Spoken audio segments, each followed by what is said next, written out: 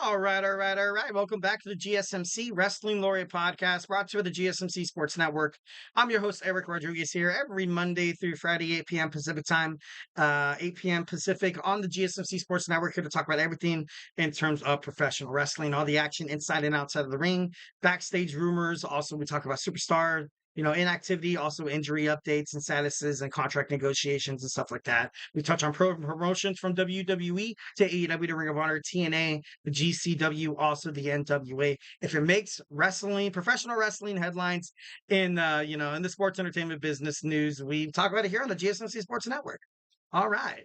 So, it's kind of reflect on what we talked about real quick. We had our WWE SmackDown review. We had my WWE Monday Night Raw preview, and now we're going to talk about some WWE Bash at Berlin. So let's go ahead and hit on to it. But before we do any of that, I want to remind you guys to hit up that chat once more time before we don't, remind you guys. Bet you a lot of you guys are like, you know what? I like segments 4 and 5 because this guy doesn't pull our ears to send some super thanks. I'm just kidding. No, just kidding. But overall, if you guys have a burning question in terms of professional wrestling or just something you want to share, we are all ears here at the GSMC Sports Network. So don't be shy. Your thoughts honestly mean a hell of a lot to us. I love it when there's a lot of back and forth banter in terms of professional wrestling. Make sure you leave a comment or a question. So to be featured on the show, keep the lights on this podcasting network to keep even more awesome wrestling content that you love so much coming to you. Also, we are grateful for each and every one of you guys who joined us here daily. Your support makes all the difference. So let's keep this conversation going, keep the party going. And once again, at GSMC, if the super chat thing is not of your liking, we are still at the GSMCpodcast.net. Hit up the tips and donations link at the GSMCpodcast.net. And tell me what you like, tell me what you don't like. Leave a positive review here at the GSMC Sports Network. We do love a lot of peace, love, and positivity. Superman, punch that like and subscribe button to the show. Follow the show, follow the network, and I guarantee you, I give you the Eric Rodriguez guarantee that you will never, ever, ever, ever, ever, ever, ever, ever be upset that you guys, subscribe to this amazing podcast full of amazing sports podcasters who share the same passion for sports like you guys do. So, all right. All right. So, WWE Bash of Berlin review. All in all, I gotta be honest. I liked it. It got a really, really good rating in terms of international and like, oh, this was the best WWE gate or something like that. I think I read that on Inside the Ropes or something like that. But I didn't think it was that great. And I don't know if that's the oldness of me. Maybe I'm not catching on to this new era of professional wrestling because maybe I just want too much. Maybe I just want too much. It's not, it was good. It was good. It wasn't, something to like be like, oh my God, that was a failure. Failure. No, it wasn't anything like that. But I just feel, well, why do I feel like that's the overall message of today? WWE is good, but it could be better. Like it feels like I'm like a public relations like representative, and I'm like sending out a press release or something like that. But I don't know. I don't know. Let's get on into it. Let's get on into it. So all the baby faces won, besides one Gunther, but Gunther is a baby face in Germany and stuff like that in the European kind of sector. The Terror Twins defeated Liv Morgan and Dominik Mysterio. I guess it was a good match. And I mean, I'm not trying to sound like a jerk because I'm like, oh, I guess like I'm some kind of wrestling, expert and nothing. If you do like the match, that you are a nerd and that you do not know good wrestling. Like I'm not one of those wrestling podcasts. If you enjoyed this whole overall PLE, that's cool. That's the name of the game. You know what I mean? This match though, it was exactly what we expected it to be. We knew the Terror Twins were going to win. This was just honestly a great way to build up for WWE Bad Blood. I kind of took that match like that. Because of this match, we have two matches that are probably going to be announced at Bad Blood. We're going to have Rhea Ripley taking on Liv Morgan for the WWE World Women's Championship, probably taking place in a Hell in a Cell because that's kind of Rhea Ripley's, she's out for blood. She wants to kill Liv Morgan for taking everything from her. And I feel like that'd be appropriate. And then, of course, we're going to have Damian Priest taking on the new leader of the Judgment Day, Finn Balor. So we have those two matches in set right now. Will Finn Balor still be the WWE World Tag, one half of the tag team champions? honestly don't know. I don't think it would be ideal if he was. Maybe they find a way to drop the belts to a tag team on like the Raw before or something like that, because Damian Priest, finds a way to screw over his former friend Finn Balor to kind of pay homage and kind of like a little bit of payback, because that's the reason why he lost to Gunther at WWE SummerSlam, was because the fallout of the Judgment Day, and you saw Finn Balor completely just destroy everything that the Judgment Day stood for. Brotherhood. You know what I mean? Which is kind of crazy because Damian Priest and Rhea Ripley and Finn Balor together, they killed out Edge and the Judgment Day. So could this be poetic justice? Maybe. I'm just kidding. No. But anyways, next we have the WWE Championship match between Cody Rhodes and Kevin Owens. This match, I thought it was a good match. It was a good match. Okay, don't hate, do not hate me. I feel like overall it was a pretty good match.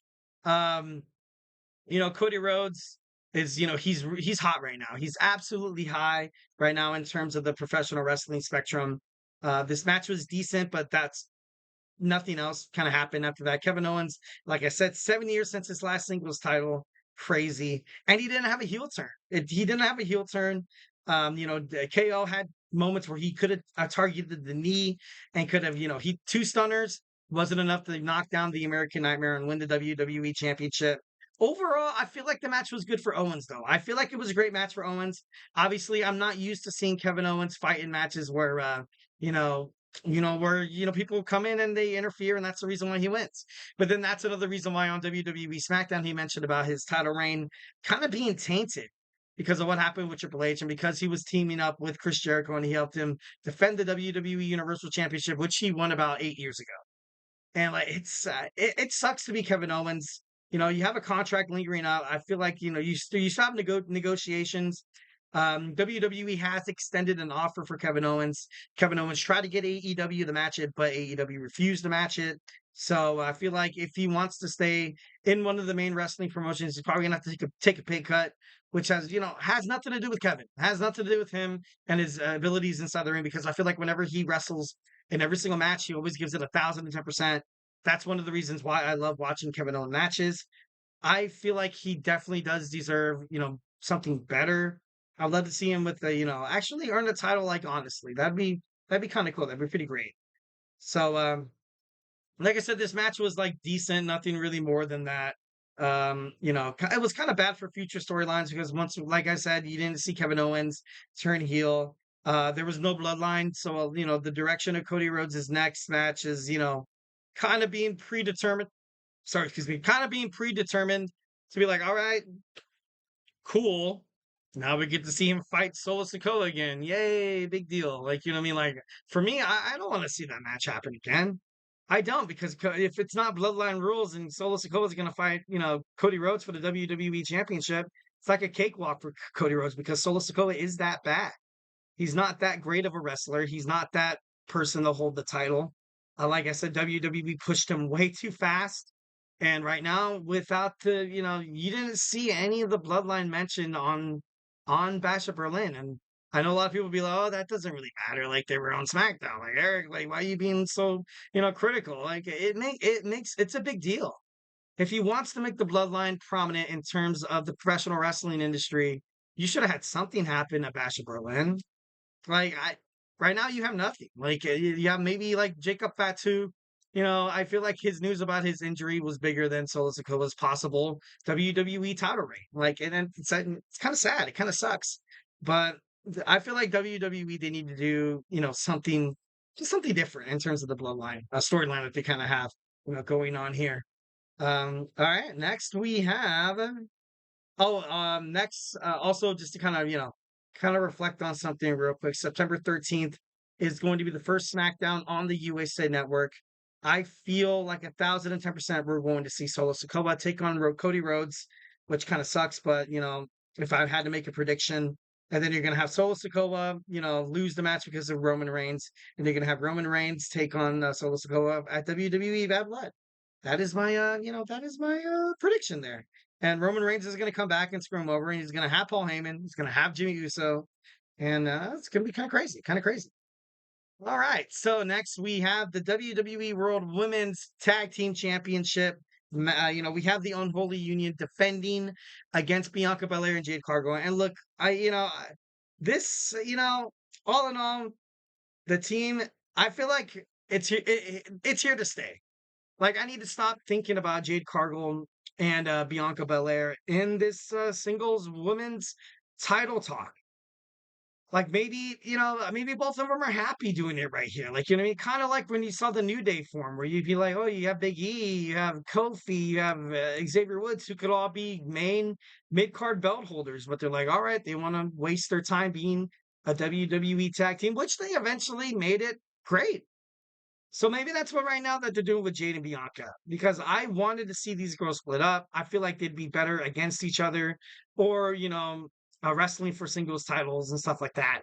But the unholy union had to lose. It's getting tired of them just cheating to get the victory, and they're winning cheaply. And I don't want to say, like I said on WWE, you kind of always have the hometown person kind of win.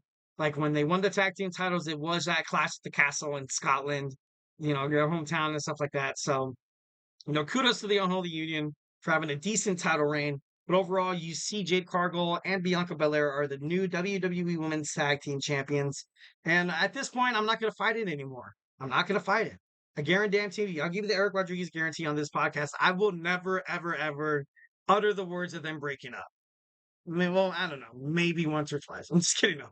But I don't know. I guess they're here to stay, and we just got to accept it. We just got to accept it. All right, next we have Gunther, the WWE World Heavyweight Champion, taking on Randy Orton. Um, this match was probably the easiest one to analyze because it was exactly what it was. It was an instant classic. It was great. It was great. It was exactly what they needed. Both of them, they had great matches. Obviously, with a veteran with Randy Orton and Gunther, a rising superstar, putting on great matches. And few things to say, but it was great. And then this match, oh my God, for the bracelet, for all the marbles, I'm just kidding. No, for the bracelet, they did it for the bracelet. Uh, Drew McIntyre lost against CM Punk.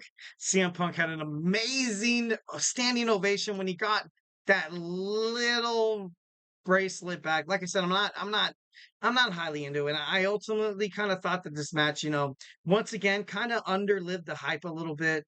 I, you had the special guest referee against Drew McIntyre at SummerSlam, and then now you have the strap match, and it's just, yeah, it's all cool and all, but I want to see these guys kind of go head to head. I want to see them go head to head, and probably like a steel cage match or in a Hell in a Cell. You pick.